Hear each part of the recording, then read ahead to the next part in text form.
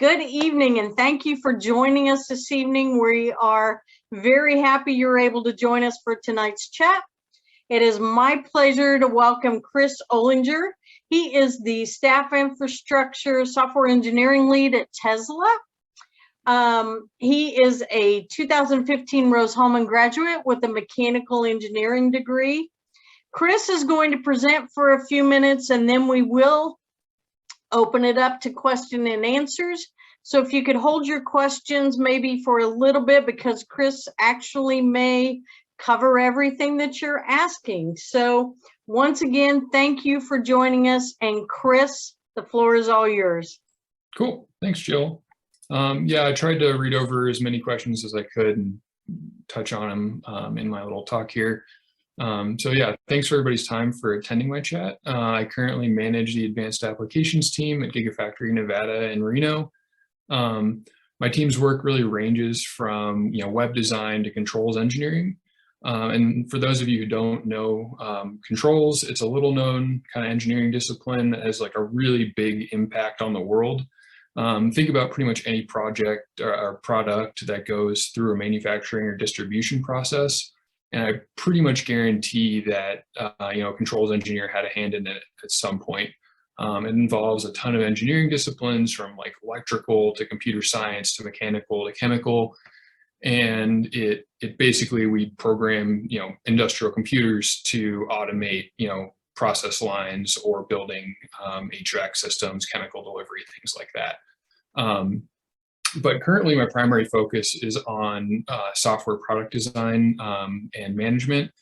And I've kind of pivoted away from full-time controls work to focus on leading a team of software engineers. And my team's goals are really to support software-based energy conservation and optimization projects, and to make everybody's workflow in my org as simple as possible through automation and good design practices. It's a pretty broad scope, but it gives us a lot of opportunity to kind of pick our own projects. And that kind of diversity of work is one of the big things that really drew me to kind of create this team in the first place. And we're never really, limited to just one type of engineering, which is something I really look for in my career. Rose really played a huge role in shaping my path as an engineer. I went to high school in San Francisco and learned about Rose through Catapult. And at Catapult, I studied with Dr. Mayhew, designing different airfoils and testing them in one of Rose's wind tunnels. That project is really what got me initially excited about engineering. And after Catapult, I was really stoked about Rose. And so needless to say, I went back for my undergrad. I initially thought I wanted to be an aerospace engineer. And so I chose mechanical engineering for my major. My interests, clearly ended up changing, but I'm still really happy that I chose mechanical. I find it pretty easy to pick up a new software engineering language like Golang, just on the job. But it's a lot harder to pick up like analyzing a dynamic system or, fundamental laws of like thermodynamics, things like that. And in my work, I deal with a lot of like software that directly manipulates large machinery. And so it's obviously very critical that I know how that machinery works and be able to understand it from a fundamental, first principles perspective. If I could do it over again, I probably still would have picked ME, but I would have minored in computer science and electrical engineering. That would really have given me a much better fundamental knowledge base for the kind of work that I do now. So yeah. And while getting my degree, I had 2 internships, one at NASA Ames Research Center doing rotorcraft design and research, and one at MTD doing robotic lawnmower development. And the thing that really helped me the most with getting those internships was attending the Rose career fairs. They have them down in the gym, and a ton of companies show up. And it's really invaluable to have that one-on-one meeting time with the representatives from those companies. I do a lot of hiring, and it's really that kind of face-to-face interaction that, hiring managers can judge a candidate and they're kind of fit for the position. So yeah, those career fairs are awesome. And, one of the big takeaways from my internships was how much better prepared I was for the job than a lot of the other interns who attended other institutes. And I found myself doing a lot of teaching and mentoring my peers on stuff that we'd kind of covered years ago at Rose. And needless to say, working at NASA was a really awesome experience. My co-op lasted there for about 8 months, and my advisor at Rose was really great with helping me figure out how to, move all my courses around and adjust my, graduation schedule to accommodate that much time away. And at NASA, all the interns lived on base in Sunnyvale, California, and we got to play like beach volleyball at lunch and work on projects in the world's largest wind tunnel. So that was pretty awesome. And while at NASA, my main project was to analyze and process data related to new types of rotorcraft blade profiles. Previously, they were using kind of a manual and buggy Excel sheet. You'd be surprised how much of the industry still uses Excel to do a lot of their engineering work. And I was able to kind of apply what I learned at Rose from my programming classes to rewrite the code in MATLAB and solve the task in about half the time the Excel sheet was taking. So that was a really cool and rewarding experience for kind of one of my first big industry projects. And then at MTD, it was also a really great experience. I got to live in Cleveland for a summer and spend a lot of time outside troubleshooting prototype robotic lawnmowers. That was really the first time I got to be involved in a full product development cycle. And I really, really loved that. It definitely kind of shaped my career and what it is today at Tesla. Got really sparked my desire to do design work. And after those, co-ops and internships, in my junior and senior year, I really found my passion in controls engineering. And that was done by taking a series of master's level electives that Rose offers to undergrads. You get a bit more freedom in your schedule, and you have the option to take master's levels courses, which is, really, really cool. Those courses are taught by professors, and it's awesome to have that kind of more, small class size, 8 to 8 kids in the class, and you really get a lot of time with the professor to dive really deeply into a project. And the two I took were computer intelligence and advanced control systems. And as a mechanical engineer, that was, hugely valuable and a really great opportunity because I got to take classes and learn about machine learning and AI and do a lot of hands-on fundamental programming of a lot of those algorithms. So now, obviously in industry, we use a lot of libraries like Keras, things like that. But, having a knowledge of creating a Jacobian matrix of partial differential equations to, deal with the error of the AI is super, super cool and informs me, from a fundamental level about how those libraries all work. And I use that a ton in my career actively. So, and then after graduation, my goal was always to return to the Bay Area. And so I worked with the Career Services Department at Rose to find a role related to controls out here. And they were a huge help with resume and interview prep. And one of the other big things they help with was, introductions to people in industry. Rose has a huge alumni network. And they sent out an email to that network on my behalf saying, hey, here's someone who's fresh out of school or about to be out of school and they're looking for a job. And within 12 hours of them sending that email, I had over 40 responses from alumni offering to help me with my search. A lot of people got on calls with me and kind of, even if they were in completely different industries, helped just kind of talk me through what industry was and really supported me there. So that was really awesome. And through one of those contacts, I ended up getting a job with a small controls integrator doing industrial controls in the East Bay of California. And I worked on projects at semiconductor manufacturers, wastewater treatment plants, and a variety of other industrial facilities. It was a really awesome place for the first job because it exposed me to all aspects of the industrial world. And my life was, being a controls engineer on the line every day at different sites was basically an episode of How It's Made. I went everywhere from places like, Owens Corning Glass, where they manufactured, fiberglass pink insulation to, semiconductor fabs, sewage plants. It was really cool experience to see how kind of the hidden world works of the manufacturing industry. And I was really able to learn how everything I picked up in my Rose courses actually applied to industry, and how well prepared Rose had really set up the curriculum to get their students ready to be in industry. And again, from my experience, like I often found that I was much better prepared and set up for that than to do my job than my fellow new hires. And then ultimately in 2016, after working at that integrator for about a year, I found a contact at Tesla through some networking, and he was working to start the building infrastructure team at Gigafactory 1 in Reno. And from my previous job, I'd gained experience in a piece of control software that Tesla had decided to use for their systems. We still use it today. And I, presented in my interview about a project that I had done in my computer intelligence class at Rose. And it actually worked out that the infrastructure team was looking to implement something similar at GF1 for energy optimization. And after that interview, I started in Reno about 3 months later as an associate controls engineer.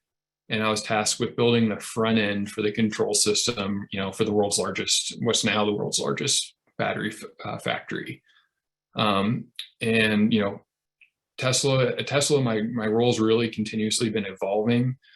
I started out as an associate engineer, but now I'm managing a team of software engineers. That's kind of a common theme at Tesla. All the engineers kind of go where they're needed, wear a lot of hats. And I've done pretty much everything from like going into the field and wiring up control panels, 24 volt low voltage stuff, to construction management, to integrating a real-time AI controller into the system.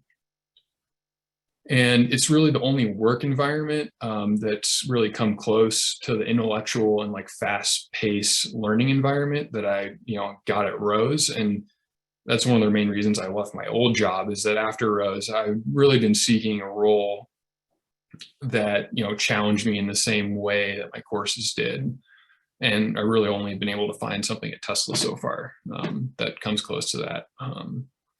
And at Tesla, we're really encouraged to take the lead on projects and solve them, with first principles and using the latest and greatest technology. It's really, something that you get the general understanding of the material, but oftentimes you don't know how to solve that problem when you approach it for the first time. And Tesla really provides the opportunity to teach yourself like along the way. You get a lot of runway to say like, hey, I think there's this really tough problem. I think it'll really, save the company a lot of money or save a lot of energy. I don't exactly know how to solve it yet, but I think I can pull it off. And you get a lot of trust from your management. So it's pretty unique. And it's oftentimes how I've learned pretty much every software language that I know is like, hey, like I think I can solve this with like Golang. I don't know it yet, but it seems based on what I've read that it's the best language to use for this application. And I go and teach myself it in about a week and get the project up and running. So, it's clearly a really awesome environment, always learning, always evolving. They really encourage us to take leadership roles and move quickly. So it's a pretty unique work environment. And, for example, as a project that I've been working on for the past year is rolling out an AI in the factory that humans have never really tried in this application or at this scale before. And, as a Rose student in my, junior and senior year, that was like a literal career dream of mine, was to go apply AI in industry. And definitely Tesla gave me the opportunity to design my perfect role and achieve that. And, Rose really had a huge part in preparing me and setting me up with a fundamental foundation to allow me to realize my professional dreams only like a few years out of school. So yeah, Rose gets a huge amount of credit for that. And, really what it comes down to is Rose teaches more than just like subject matter, thermodynamics, dynamics, programming 101. Like it teaches a fundamental thought process. The departments all really work together to teach the students how to think critically and problem solve under pressure. And that's definitely the most important skill you can have as an engineer, is being a fundamental, problem solver. It's really easy to look up like a heat transfer equation on Google, but vastly more difficult to know how to apply it correctly while you're troubleshooting why a series of like heat exchangers aren't performing to design, with like the VP of engineering like breathing down your neck trying to get the lines back up and running. And problem solvers and fundamental thinkers are the types of engineers that Tesla seeks, and they're definitely the most difficult to find. And Rose definitely produces those types of engineers, and the types of engineers that I want on my team. Coders are pretty easy to find, but someone who knows how to extrapolate and like understand the base problem is like the really hard person to find for a particular position. So that's pretty much all I've got for my kind of overview of my career path. Jill, I think we can probably open it up for questions now. Thank you so much, Chris. Feel free to go ahead and submit your questions in the chat. I know that we had quite a few pre-submitted questions, so I'll start with a couple of those while you submit your other questions. And Chris, you touched on this briefly, but were there specific skills that you felt Tesla was looking for when you were interviewing with them? And in turn, how did Rose prepare you to give you those skills that Tesla specifically was looking for? Yeah, really breaking it down for, controls engineering, we were looking for someone who could build a large scale SCADA system. So SCADA stands for supervisory control and data acquisition. It's basically like the front end and the alerting system and the data kind of aggregation system for a control system. It talks to all the programmable logic controllers in the field and all the field IO. Field devices. And so I had specific training for that in my previous job. And then at Rose, we had in our mechatronics class for our ME degree, we had done some PLC programming and interfacing with that. So, that's really, one of the reasons I got hired for my first position there at Tesla.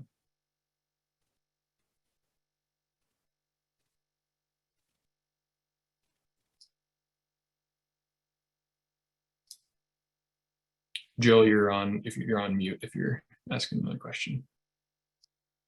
Sorry, Chris. You talked about being a mechanical engineering major, but you use a lot of computer science and you wish maybe you had minored in computer science. How much of your job is mechanical engineering and how much of your job deals with software? And could you talk a little bit about the versatility of your education at Rose?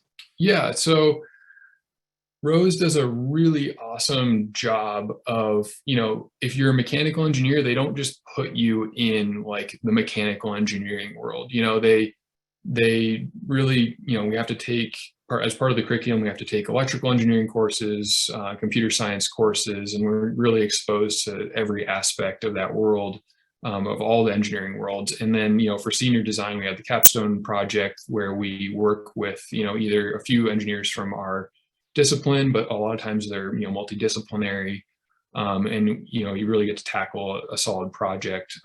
So it's a lot of my job is mostly computer science, software engineering. I do a lot of even graphic design, web design, applying the Tesla brand standard to some of our web applications and things like that. And Rose really teaches teaches also courses on design, to mechanical engineers and pretty much every other major. So yeah, it's hard to say I have one kind of role because, today, for instance, I worked on some web design, and after that, I kind of jumped into some meetings about how to, apply an AI. And so that involved a fair amount of electrical engineering and computer science, and then also mechanical engineering. So it's really different day to day, just with the current position that I am, when I'm kind of like an integrator between all of the different disciplines and kind of figure out how to make things work as efficiently as possible, rather than just like applying one particular set of engineering to anything. So that's always kind of the type of engineer we look for, is people who can be multidisciplinary. That's great. We have a question submitted. What additional training did you need to go from a mechanical engineering degree to the leader of a programming team? It wasn't really, it was more like I'm really interested in computer science and like kind of the mechatronics world, which is kind of the marriage of the mechanical world and like applying software to the physical realm. Um, and just always have been interested in like the fundamental application of engineering. And so I didn't really go through any training. I just kind of Googled a lot of stuff, as silly as that sounds, as simple as that sounds. I just like read a bunch of stuff about, software engineering and just kind of taught it to myself. And also in my previous job before Tesla, we kind of, it was a very small team. I really only worked with like one or two kind of project leads, and we just had to solve a lot of different problems. And through that, we just kind of had to like get the job done. And so I ended up being with like, hey, like, I need to know how to set up a SQL database on this server that's sitting here. And so I, Googled it and read out how to do it, followed some tutorials and got it running. And then so that kind of set me up to teach myself a lot of stuff in real time. And yeah, so it seems a little silly that I just Googled a bunch of stuff, but that's really what I did. That's pretty much all engineering is founded on Google and Google searches. So that's okay. Chris, and I'm not sure if this is a question specifically that you could answer, but what do you think is a great specialization for an electrical engineer for the foreseeable future? Yeah, I mean, controls is a great one. You're always going to have work. I mean, I really liked having like the background of controls because I could always fall back on it. Or Tesla every industry is hurting for controls engineers right now. It's heavily dependent on electrical engineering. You can do like the first controllers, like industrial controllers, were actually just circuit boards wired up together.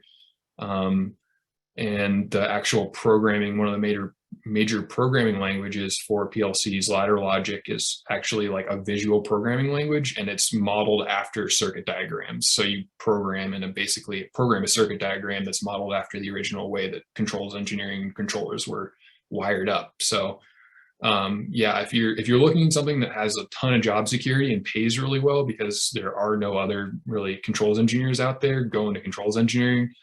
But I mean, it really don't with that one, go to school for a bit, learn what electrical engineering has to offer. There's like almost an infinite number of avenues. Like you can go into, building computers, you can go into, designing consumer products. Like there's so many avenues, and it's really about finding your passion in your particular engineering discipline than really anything else.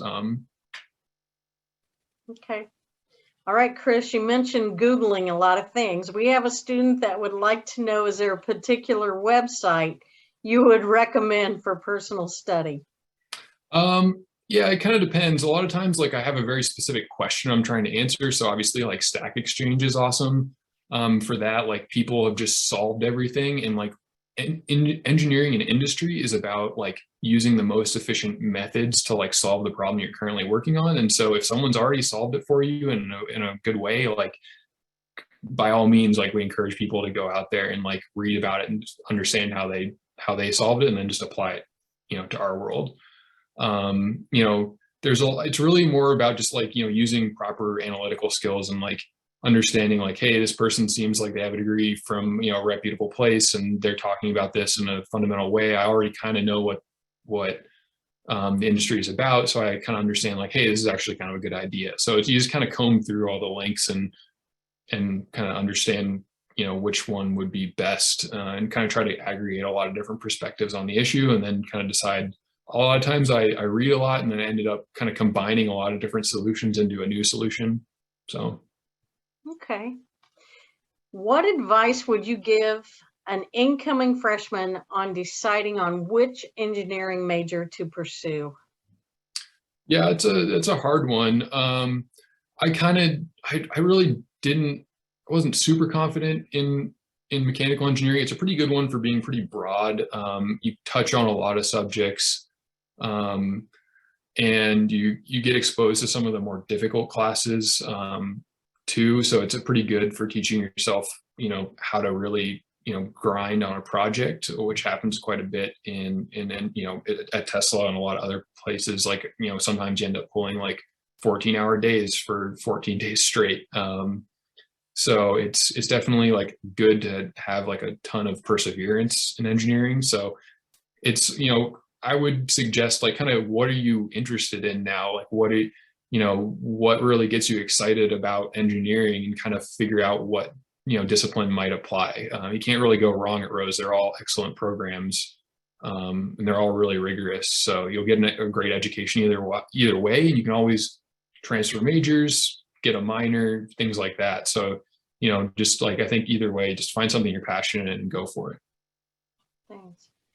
As students are coming into Rose-Hulman with a lot more opportunities in high school to pursue internships and job shadowing, et cetera, can you talk a little bit more about the career fair and actually how those co-ops came to be that you pursued? Yeah, I mean, definitely it helps to have experience going into the career fair, but a lot of times it's just kind of sitting down and like being, again, like no one coming in, from their freshman, sophomore, junior year has much experience. It's more about kind of being, talking to the person, being passionate about what they're doing, and showing really interest in what they're doing and willingness to work, work on what they're doing and get excited about it. So it's really making kind of like a personal connection with the hiring manager for people coming out of school, and showing that you have the ability to really learn and grow at the position and make an impact with them. So. Okay. We have a question. Did you have any significant software projects which helped solidify your ability in software engineering? And if not, how did you give yourself the confidence to make the choices that you've made? Yeah, I mean, at Rose, it was definitely like, we had in the computer intelligence class, we had one of our projects was to build a neural network for training, like how to control a robotic arm from scratch. And so that was definitely one of the hardest things I've ever done in my life academically.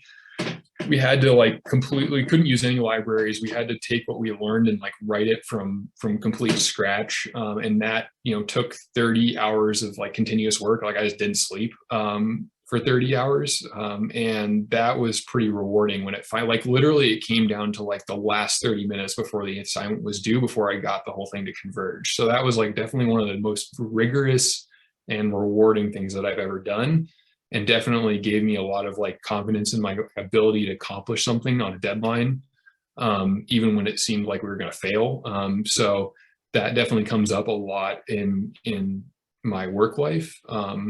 And then also this AI project that we're working on now is pretty cool. It's very interesting to work on something that like humankind has never approached before and solve a problem that's completely novel.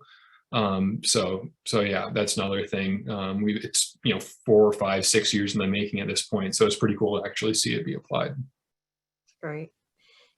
Would you please talk about maybe some of the extracurricular activities you were involved in during your time at Rose-Hulman? Yeah, I think it's always, especially working at Tesla, it's really important to have hobbies and just like things that you do outside of school. I personally am like a super active person. I really like rock climbing, mountain biking, skiing, fly fishing, basically doing anything in the outdoors, hence living in Reno. So while at Rose, there was a climbing wall in one of the local outdoor shops that doesn't exist anymore, but I did that a lot. And I actually ended up with one of my professors, kind of founding a coalition to actually get a rock wall at Rose. It's a pretty common thing in colleges. And so, I was really passionate about climbing, and there's a few other students who were. And so we kind of petitioned the school and the athletics department to get one built at Rose, and we did. And so Rose has a bouldering wall now and a climbing team. And so, yeah, that's kind of what I did. I didn't do too much like academically, just because I found the coursework so rigorous, and I didn't want to overload myself. And I kind of had a good awareness of like where my limits were in terms of what I could take on. So I think that's definitely a skill that I really am glad that I like limited myself and didn't try to take on too much, and found some outlets other places. So great. And what was your senior capstone project? Yeah, we worked on actually an electric car kind of chassis. It was basically a bunch of old Ford executives who had founded kind of a consultancy in their retirement, and they wanted to take like a Chinese company's kind of vehicle chassis and apply it to a commercial moving van. And so we did a lot of the modeling and analysis of that chassis for them. And so that was a pretty cool and rewarding experience. We got to go to Detroit and take some tours of Ford and meet with them. So that was a lot of fun. Great. We have a question on the subject of neural networks. How much of the code in Tesla's autonomous systems is human written? I don't work with the autopilot team, so I couldn't really accurately answer that, but I can tell you for the stuff that I work on that it's all human written. It's definitely something that, frankly, I'm not sure I'll have, like a lot of the code that my team deals with will be human written in a few years, but yeah, I mean, it's exponential development cycle. So, it only gets better and better. And it's frankly pretty scary how good the neural networks that we use are now with some of this control. We learn stuff that's industry standard in like a matter of hours without us, giving it any input. It just figures out that like, hey, this is the optimal way to control this thing, so I'm going to do it that way. So yeah, it doesn't really quite answer the question just because I don't work directly with like the autopilot team, but our stuff is all human written by one guy actually. So he's really smart. Really? Okay.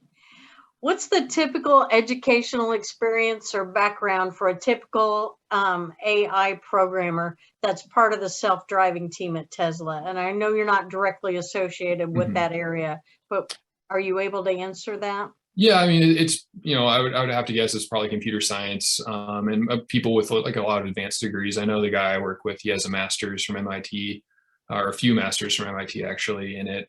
And yeah, it's definitely a lot of people with computers, like really hardcore computer science or mathematics backgrounds who go into that kind of stuff. It's pretty advanced. So yeah, you have to have a pretty good understanding of a lot of very advanced math and things like that to build something from that fundamental of a level.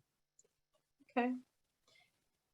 We touched on the rigorous coursework here at Rose-Hulman. What ways did you find to balance your time between coursework and other things?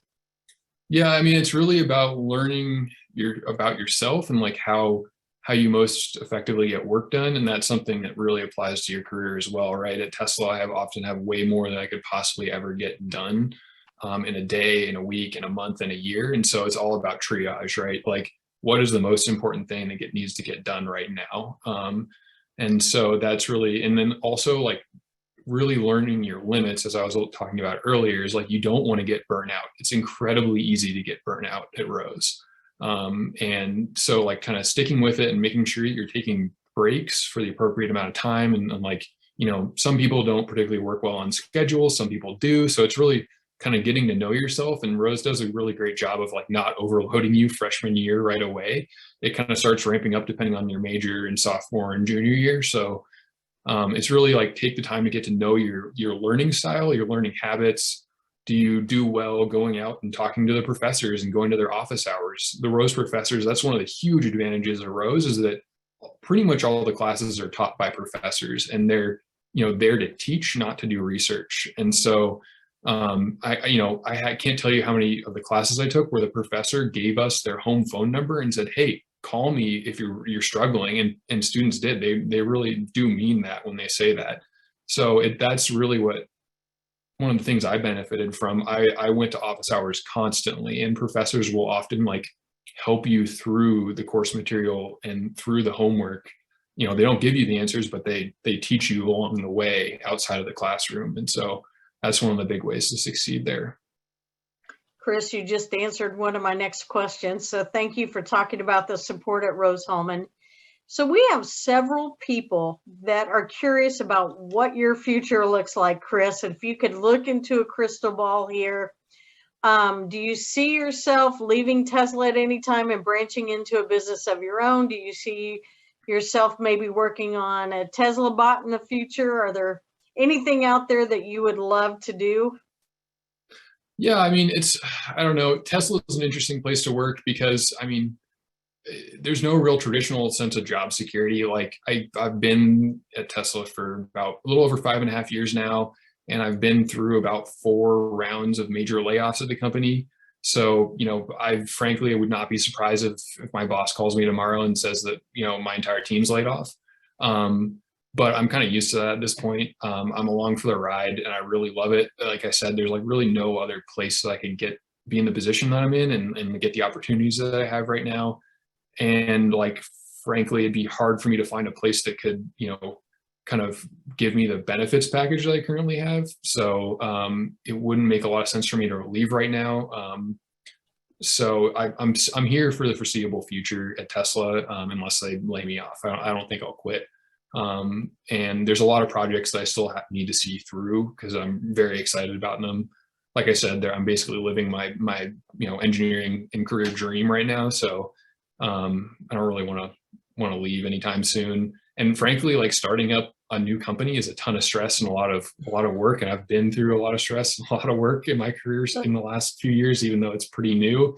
And I don't really want to take that on right now. If I were to quit or get fired, like I probably would take a few years off, Well deserved.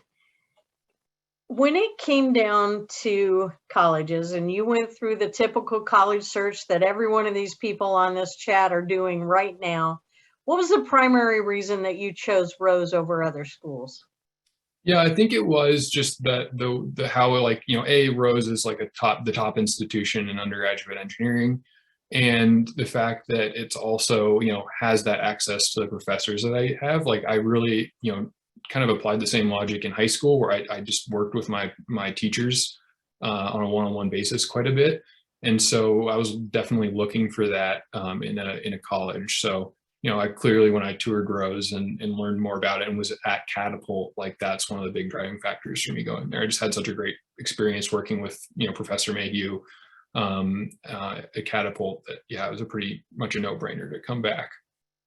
Okay. I'm going to broaden this question a little bit. The question is, what is the achievement you'd say that you're most proud of at Tesla? But maybe it's at one of the other companies you worked for as well. Is there something looking back you can say, wow, I did that, or my team did that? Yeah, I think it's being part of the team that kind of started up the world's largest battery, facility. Like Elon tweet, I don't know how many of you keep up to date with like Elon and Tesla news, but like he tweeted out that we were like 7 days away from bankruptcy at one point. And I was on the Model 3 lines doing controls engineering, trying to make them work. And it was as bad and probably worse than a lot of people realize at that point. And like we basically it was bad. So being able to make it through that and like have the company like be so successful now, we posted record profits and in 2021, and it's just massively rewarding to have had like such a direct hand. Like we run very, very lean on engineering staff, and so like all of the engineers like can say they had a personal hand in the company's success, and that's definitely like I feel a huge amount of pride in making sure that the Model 3 was a success. And I physically was out on the production lines putting batteries in cars, so it was definitely like a very rewarding experience from that perspective. That's great. So what's been your biggest challenge at Tesla then? I think, it's partly just like, staffing. Like we just need a lot of help and it's hard to find good engineers. And just like obviously the rigorous deadlines.